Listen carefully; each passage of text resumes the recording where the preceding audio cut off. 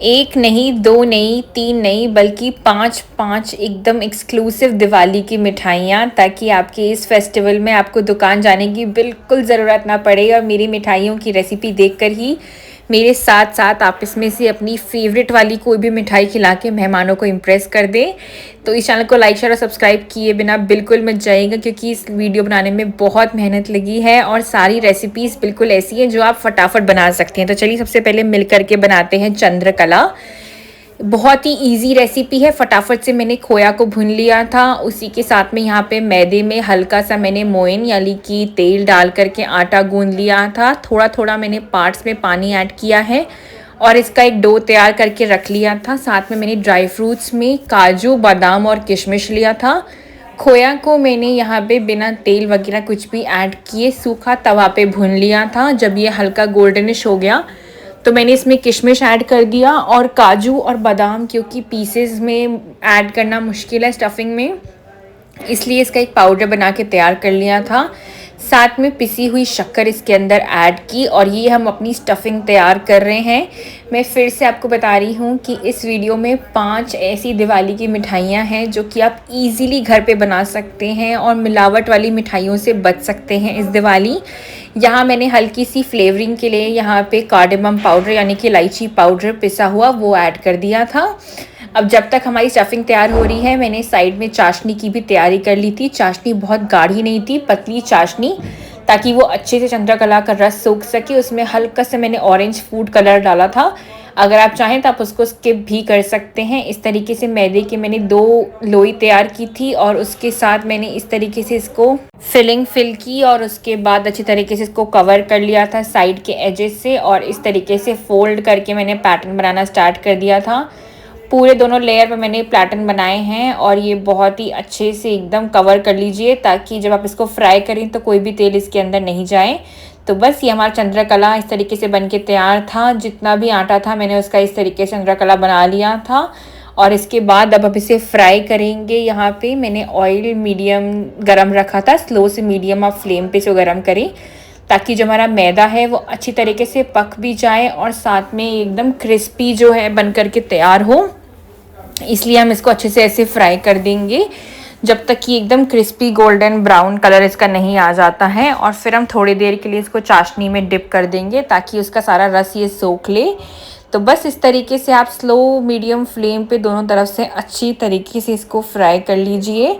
यहाँ आप देख सकते हैं कि मैं इसको टाइम टू टाइम पलट दे रही हूँ, ताकि ऐसा ना हो कि एक साइड हमारा ज़्यादा ही गोल्डन हो जाए और दूसरा साइड हमारा कच्चा रह जाए। जब ये अच्छे से एकदम इस तरीके का कलर आपको दिखने लगे तो बस हमारा पहली मिठाई ऑलमोस्ट बन करके तैयार है। हम इसको फ्लेम से हटाएंगे और इसके ऊपर हम चाशनी की एक अच्छी सी लेयर डालेंगे। चाशनी भी हमारी ठंडी हो चुकी है, बट आप फिर भी कंसिस्टेंसी देख सकते हैं कि लिक्विडी इसकी कंसिस्टेंसी थी। तो बस इसके अंदर हमने चाशनी को अपने ऊपर से डाला ताकि ये सौगी ना हो जाए और जब इसको खाएं तो हमें एकदम मज़ा आ जाए। तो बस ये इस तरीके से हमारा बोल में सब हमने ऐड कर लिया। प्लेट में मैंने इसको अलग से निकाला और टॉप किया था फ्रेश पिस्ता बादाम, किसी के साथ भी आप टॉप कर सकते हैं इसको। अगर आप नहीं चाहते तो आप ऐसे भी इंजॉय कर सकते हैं। मैंने कुछ केसर के स्ट्रैंड्स और साथ में पिस्ता काजू बादाम जो कटे हुए थे वो एकदम दिवाली वाली वाइब देने के लिए इस तरीके से तैयार कर लिया। अब आप देख सकते हैं कितना प्यारा इसका कलर दिख रहा है और उतना ही अच्छा इसका टेस्ट था।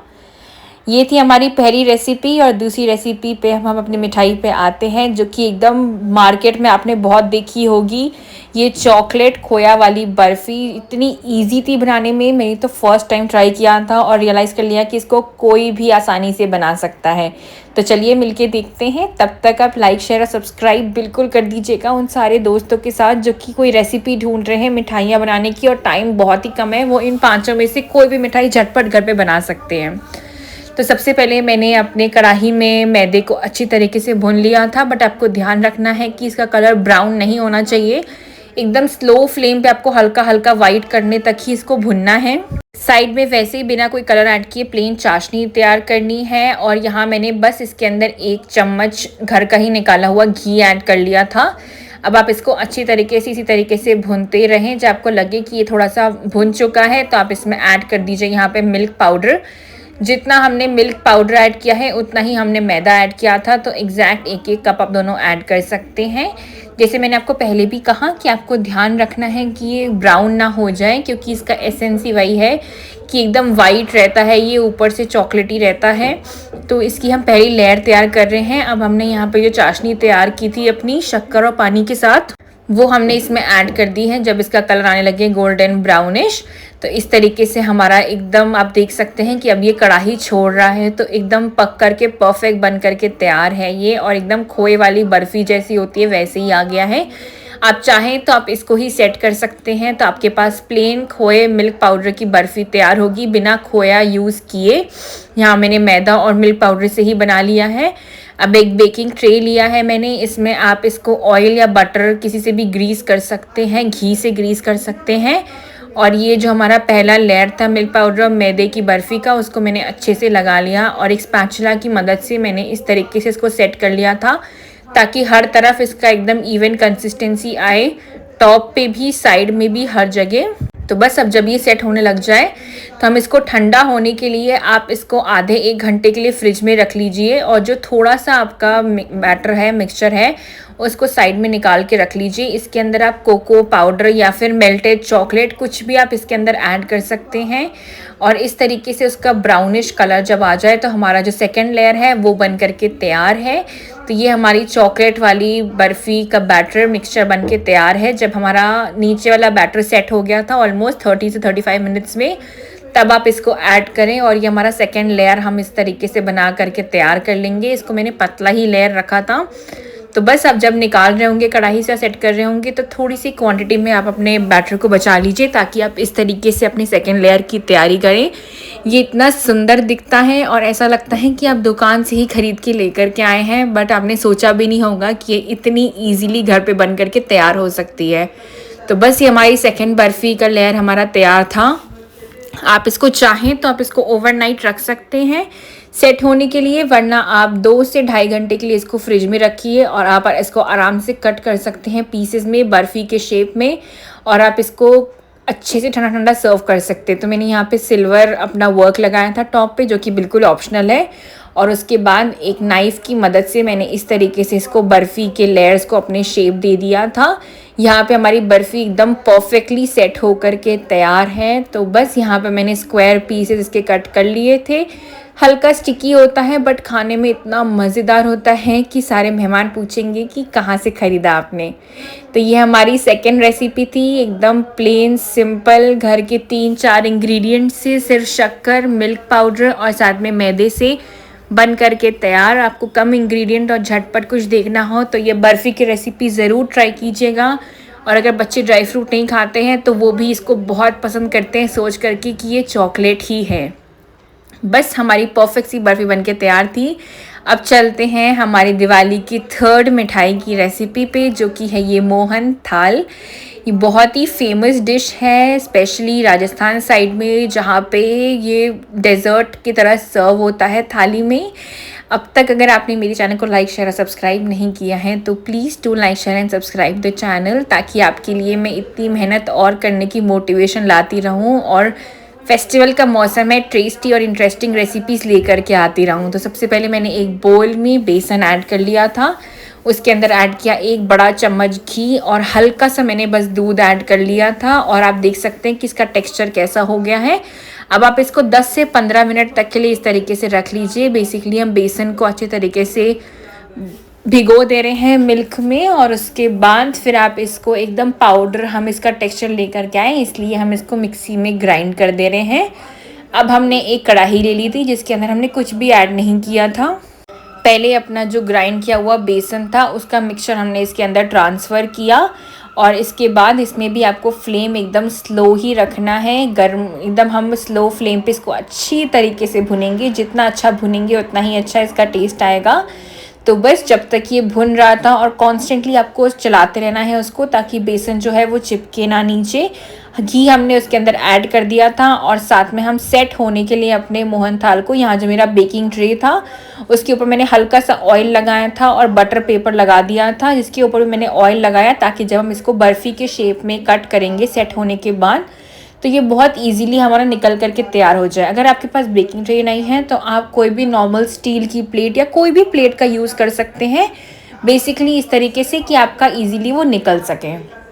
जब हमारा बेसन भुन करके तैयार हो गया था और हमें कलर दिखने लगा, तो हमने इसमें हल्का हल्का करके दूध ऐड करा था यहाँ पे, और इस तरीके से आप देख सकते हैं सारे दूध की क्वांटिटी आपको एक साथ नहीं ऐड कर देनी है, आप हल्का हल्का दूध ऐड करिए। और आप देख सकते हैं कितना जाली वाला टेक्सचर इसका आना शुरू हो चुका है। इसका मतलब हमारा मोहन थाल एकदम अच्छे तरीके से बन रहा है। आप देख रहे हैं कि बिल्कुल भी नीचे स्टिक नहीं कर रहा, और इस तरीके से बस आपको कांस्टेंट इसको स्टर करते रहना है। अब मीठे के लिए यहाँ पे शक्कर की जगह मैंने कंडेंस मिल्क ऐड किया था, और मेरे लिए ये परफेक्ट शुगर था, इससे ज़्यादा हमें शुगर की ज़रूरत नहीं थी। अगर आप चाहें तो आप इसमें स्वीटनेस और ऐड कर सकते हैं, बट मैंने यहाँ पे मिठाई मेट वाला कंडेंस मिल्क ऐड किया था, और इसको तब तक अच्छे से भुना जब तक कि ये अपने आप कढ़ाई नहीं छोड़ दे रहा। तो बस इस तरीके से जब ये तैयार हो गया तो मैंने अपने जो ऐड किए हुए बेकिंग ट्रे में था उसमें खूब सारे नट्स और फ्लेक्स सीड्स कई सारे एडिड का जो मिक्सचर था वो नीचे टॉप पे ऐड कर दिया, ताकि जब हम बर्फ़ी को कट करें तो ऊपर वाली लेयर पे वो दिखे। अगर आप नहीं चाहते तो आप ड्राई फ्रूट्स को कम्प्लीटली स्किप कर सकते हैं। इस तरीके से मैंने बेकिंग ट्रे में अपना लेयर ऐड किया था बेसन का और साथ में मिक्सचर का, इसको अच्छे से सेट कर लिया। और उसके बाद यहाँ पे हम इसको थोड़ी देर के लिए, जैसे कि हमने बाकी मिठाइयों को सेट होने के लिए छोड़ दिया था, वैसे ही 2 से ढाई घंटे के लिए आप इसको कर सकते हैं। ये और जल्दी, बल्कि 1 घंटे में ही कुछ सेट होकर तैयार हो जाएगा। तो आप बस इसको फ्रिज में रख दीजिए, अपने स्पैचुला की मदद से फ्लैटन कर दीजिए जितना फ्लैट कर सकते हैं। यहाँ आप देख सकते हैं ये कितना इजीली कट हो जा रहा है। मैंने यहाँ पे नाइफ़ के जगह एक स्केल का यूज़ करके इसको अच्छे तरीके से कट कर लिया था, ताकि ये इवन शेप में आए हमारे। और आप देख सकते हैं एकदम परफेक्ट मोहन थाल झटपट बन करके तैयार था, वो भी सिंपल बेसिक इंग्रेडिएंट्स, ये कंडेंस्ड मिल्क, बेसन और साथ में दूध। बस इसके साथ ही ये एकदम बाजार जैसा मोहन था, जो कि खा के मज़ा ही आ जाए, वो तैयार था। अब आते हैं हमारी चौथी रेसिपी पे, जो कि मैंने यहाँ बनाया था एकदम खस्ता कुरकुरा खाजा, जो कि बहुत ही टेस्टी बन करके तैयार होता है। और इसकी भी रेसिपी बहुत ही आसान है, कोई भी बना करके इसको तैयार कर सकता है। सबसे पहले मैंने एक तरफ चाशनी बनाने के लिए रख दी थी, साथ में एक परात में मैंने ऐड किया मैदा, और साथ में यहाँ मैं घी का यूज़ कर रही हूँ, क्योंकि मिठाइयाँ जब घी में बनती हैं त्योहारों में तो उसका अलग ही टेस्ट आता है और स्वाद आता है। तो इतना खस्ता बन करके तैयार होता है, साथ में अंदर हल्की हल्की स्टफिंग होती है, एकदम कुरकुरा छना हुआ होता है और शुगर सिरप में डिप्ड। थोड़ा ही खाइए, लेकिन इतना मज़ेदार है कि सारे मेहमान खुश हो जाएंगे। तो बस मैंने इस तरीके से एक डो नीड करके तैयार कर लिया था मैदे, घी और पानी के साथ। थोड़ी देर के लिए इसको कवर करके रख दिया था मैंने, कुछ 10 से 15 मिनट के लिए। और उसके बाद मैंने फिर यहाँ चाशनी देखा, मेरी भी यहाँ पे सिंगल तार वाली चाशनी बन करके तैयार थी। तो मैं यहाँ पे अपनी सेटिंग करने लगी थी कि किस तरीके से हम अपने खाजा के लेयर्स को ऐड करेंगे। बहुत सारे लेयर्स होते हैं और इसीलिए ये और क्रिस्पी और खस्ती बन करके तैयार होती है। तो बस 15 मिनट मैदे की डो को साइड रखने के बाद अब मैंने इस तरीके से इसके पीसेस कट कर लिए थे। आप इक्वल पीसेस कट कर लीजिए, ताकि आपकी रेसिपी और शेप जो है बहुत ही सुंदर सा बन करके तैयार हो। तो बस यहाँ पे जो हमारी इक्वल स्लाइसेस हमने कट कर लिए थे नाइफ़ की मदद से, उसको अच्छी तरीके से अपने दोनों पाम के बीच में रखा। आपको लंबे और पतले जितने आप लेयर्स बना सकते हैं उतना अच्छा है। तो आप अच्छी तरीके से हल्का हल्का मैदा लगा करके इस तरीके से बेलन की मदद से रोल आउट कर लीजिए। जैसे हम नॉर्मल वेजिटेबल पैटी बनाते हैं और उसमें दिखते हैं इतने सारे लेयर्स हैं, वैसे ही इसमें लेयर्स होते हैं। जितने लेयर्स उतना ज़्यादा अच्छा ये फ्राई होगा और उतना ही टेस्टी ये बनने में लगेगा। थोड़ी सी मेहनत है, लेकिन जब ये बन के तैयार हो जाएगा तो आपको मज़ा ही आ जाएगा। तो सारे डो के मैंने इसी तरीके से एकदम पतले पतले रोटियां बेल करके तैयार कर ली थी। साथ में मैंने यहाँ मैदे और पानी की एक स्लरी तैयार कर ली थी। अब मैंने हर लेयर के बीच में इसको अच्छी तरीके से लगाया था और स्प्रेड आउट किया था। आप चाहें तो आप चम्मच से स्प्रेड आउट कर सकते हैं, वरना इस तरीके से हाथ से भी स्प्रेड आउट कर लीजिए। इसको हम इसलिए यूज़ कर रहे हैं ताकि जो हमारी अगली लेयर है वो एकदम अच्छी तरीके से इसके ऊपर स्टिक हो सके। तो सबसे पहले मैदे की लेयर्स हमने तैयार कर ली। उसके बाद हर एक लेयर पे इस स्लरी का एक मिक्सचर का लेयर लगाया और उसके ऊपर हमने एक रोटी की लेयर रखी थी। इससे खूब सारे हमारे लेयर्स बन करके के तैयार हो जाएंगे। तो ये हमारी मिठाई की चौथी रेसिपी है एंड आई एम श्योर आप मोस्ट ऑफ द लोगों के लिए बहुत ही नई रेसिपी होगी, बट ये इतनी अच्छी लगती है खाने में कि आप एक पे तो रुक ही नहीं पाएंगे, बार बार बनाएंगे और खूब सारी बना करके रख लेंगे, क्योंकि आराम से स्टोर भी हो सकती है बहुत दिनों तक के लिए। तो इस तरीके से जब मैंने कुछ लेयर्स बना लिए और हमें लगा कि रोटी जो है अब हमारी वो थोड़ी थिक हो गई है, तो आप इसको और अच्छे से बेल लीजिए और फिर फ्लैटन कर लीजिए। आप चाहें तो आप चकले की जगह नॉर्मल स्लैब पे भी इसको बेल सकते हैं, ताकि जो आपका साइज़ है इसका रोटी का वो काफ़ी बड़ा बन करके तैयार हो। इस तरीके से मैंने ऐड कर लिया था एक लेयर अपने स्लरी का, और अब हम इसको रोल आउट करेंगे। तो यहाँ मैंने कुछ 4 से 5 रोटियाँ ली थी, आप जितनी चाहें आप उतनी ऐड कर सकते हैं और एकदम पतला आप उसको बेल लीजिए। अब इस तरीके से आप इसको रोल आउट कर लीजिए एकदम अच्छे तरीके से। आप देखेंगे कि बिकॉज हमने स्लरी यूज़ की है तो ये इजीली एकदम चिपके हुए लेयर्स हैं एक दूसरे से। और इसके बाद अब आप इसकी साइड्स को कट करके इस तरीके से आप इसको नाइफ़ की हेल्प से, कोई भी शार्प नाइफ आप यूज़ कर सकते हैं, उससे आप इस तरीके से इसको कट कर सकते हैं। आप चाहें तो आप इसे कोई भी शेप दे सकते हैं। मैंने बस इसके एजेस को इस तरीके से रख लिया था, तो एकदम लीफ या फिर पेटल का शेप हमारा बन करके तैयार था। ये दिखने में बहुत ही सुंदर लगता है। तो यहाँ मैंने अपने सारे लेयर्स को इस तरीके से तैयार करके रख लिया था, एजेस को एकदम शार्पन कर दिया। अगर आप नहीं चाहें तो आप इसके नॉर्मल बॉल्स बना सकते हैं, आप इसको चाहें तो आप स्क्वायर शेप दे सकते हैं, कोई भी शेप जो आपके लिए ईजी है वो शेप आप दे दीजिए। बस इस तरीके से मैंने लगा लिया था। एक स्टील के प्लेट पे मैंने इसको रख लिया और उसके बाद मैंने बस इसको मीडियम टू हाई फ्लेम पे आपको इसको फ्राई कर लेना है अच्छी तरीके से। आप चाहें तो आप घी में फ्राई कर सकते हैं, वरना ऑयल में फ्राई कर लीजिए, जब तक कि एकदम ये भी क्रिस्पी तैयार ना हो जाए और आपको लगे कि मैदा भी हमारा पक चुका है, साथ में इसका कलर भी सुंदर सा आ गया है।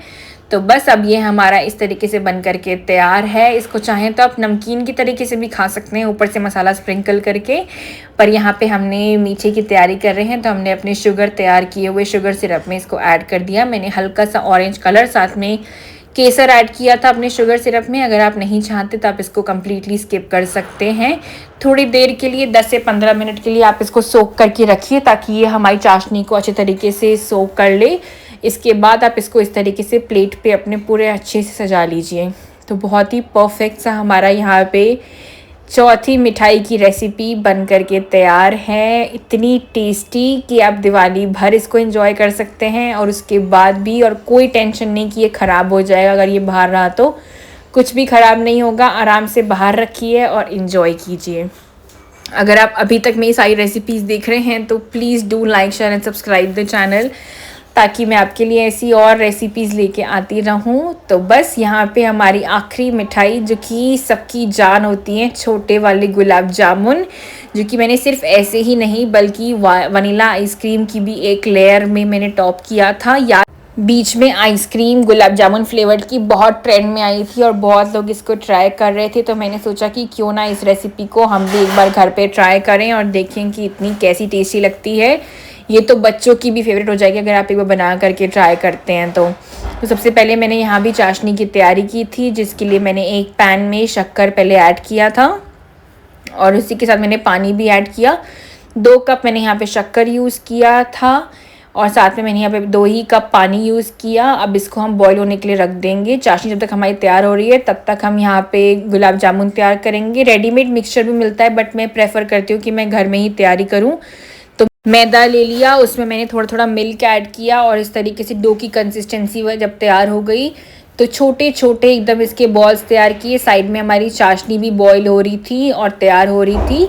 यहाँ मैंने बड़े गुलाब जामुन यूज़ नहीं किए, क्योंकि आइसक्रीम में उसको सेट करना मुश्किल हो जाएगा। आप चाहें तो आप इसको बड़ा बड़ा गुलाब जामुन का बॉल का शेप भी दे सकते हैं और इसको डीप फ्राई कर सकते हैं, तो नॉर्मल गुलाब जामुन बन के तैयार हो जाएंगे। मैं एकदम छोटे छोटे रसबेरी शेप के गुलाब जामुन बनाना चाहती थी, तो मैंने बस इस तरीके से अपने सारे छोटे वाले गुलाब जामुन के बॉल्स बना ली, जितना डो था उसका।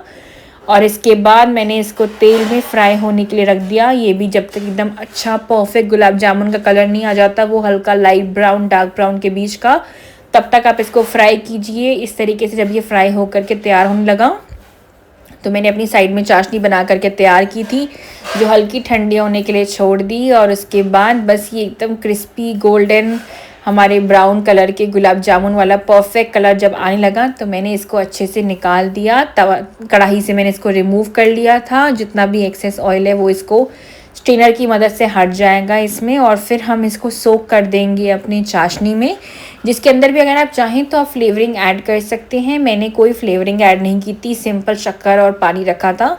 तो बस इसके बाद मैंने एक बोल में इसको ट्रांसफ़र किया और ऊपर से मैंने जो भी चाशनी अपनी तैयार की थी, एकदम थिक नहीं, पतली कंसिस्टेंसी की चाशनी, ताकि हमारे गुलाब जामुन के सारे बॉल्स इसको अच्छे से रस को यानी कि सिरप को सोक कर लें। तो इस तरीके से बस गुलाब जामुन के ऊपर टॉप किया और इसको ढक करके छोड़ दिया था 10 से 15 मिनट के लिए। और ये हमारे परफेक्ट गुलाब जामुन छोटे छोटे एकदम बन करके तैयार है। दिखने में इतने टेस्टी और खाने में उससे भी ज़्यादा। आप वनीला लेयर के आइसक्रीम के साथ इसको लेयर कीजिए, स्कूप आउट कीजिए और मस्त ठंडा एंजॉय कीजिए। बच्चों को भी पसंद आता है। तो यहाँ मेरी रेसिपी सारी कंप्लीट होती हैं। आपकी फेवरेट कौन सी थी? खाजा, चंद्रकला, या फिर ये चॉकलेट मिल्क पाउडर वाली बर्फ़ी खोया वाली जो मैंने तैयार की थी, या फिर मोहन थाल, या गुलाब जामुन और gulab jamun served with ice cream? कौन सी आपकी फेवरेट थी? कमेंट कीजिएगा और लाइक शेयर और सब्सक्राइब किए बिना बिल्कुल मत